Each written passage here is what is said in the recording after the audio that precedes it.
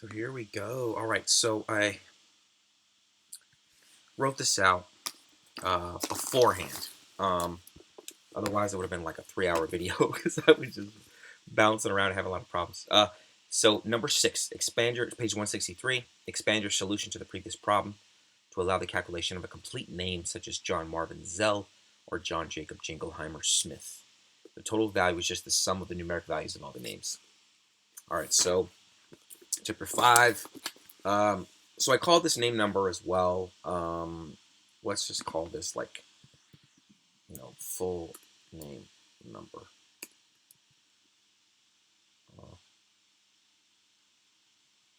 Just to make it be obvious that it's different from name number. It's the full one. So what I did was I used the exact same code, except I was having an issue with these spaces. So I'm like, well, why don't I call it? Actually made it even easier to make the space worth 0, because that's sort of the implication of this question, is that the space is 0. The empty space character doesn't count for anything, obviously, right? Because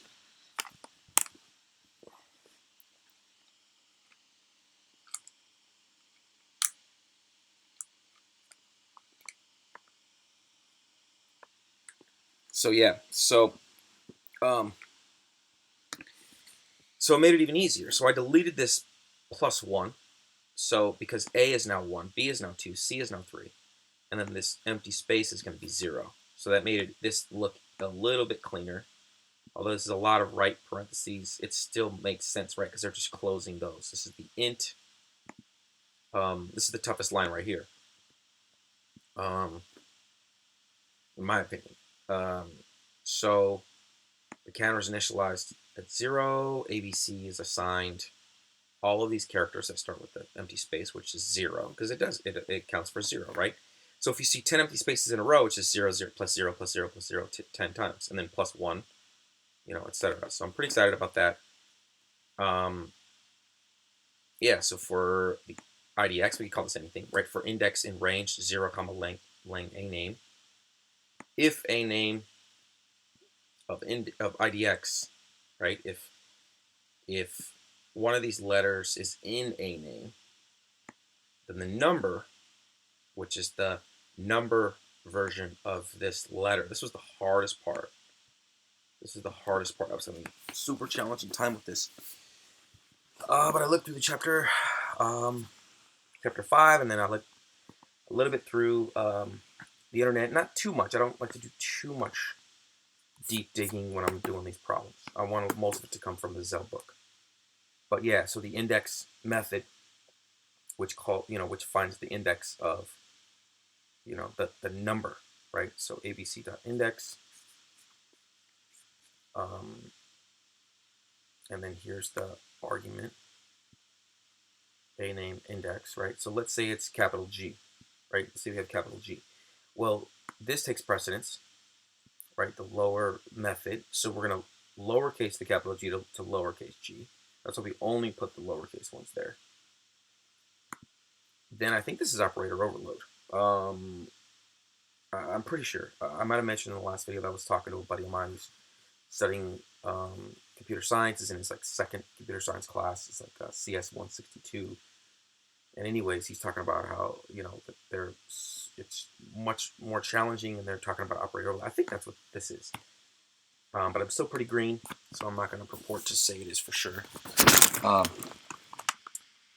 it just seems like a lot of functions that we're, so there's a method that we're applying to a name index, and then this, this index, here's the argument of this function here, and then there's this method.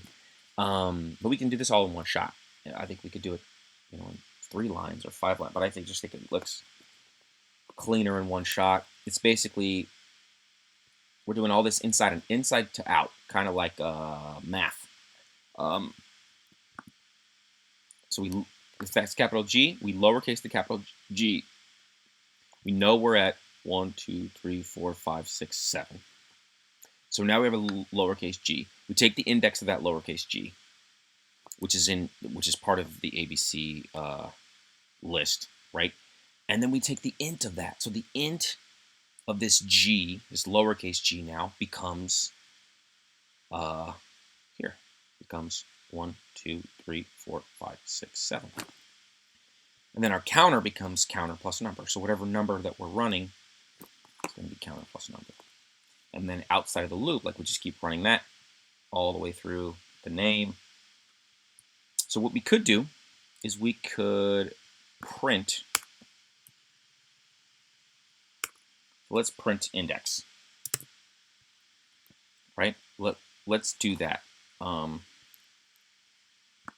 It should work. So we're going to go here. And we'll just run it because I think we did it fine. This is actually a mistake because we don't need the +1 anymore. But we do need that third parenthesis. Now we'll save it. Okay, let's run it. So let's do AA, AA, AA, AA, AB. What should we get? 1, 2, 3, 4, 5, 6, 7, 8. Because each of the A's are 1, right? Look at number 5. The A's are 1, B's are 2, C's all the way to Z. So 2, 3, 4, 5, 6, 7, 8, 9, 10. We should get 10. So we got 1, 1, 0, and there was a problem. So it was in the print section though. I'm not gonna mess with this right now. I actually think we're fine if we just don't mess with this. Because I still think, yeah, all right, so let me show you. Because I want to get done with the other ones too.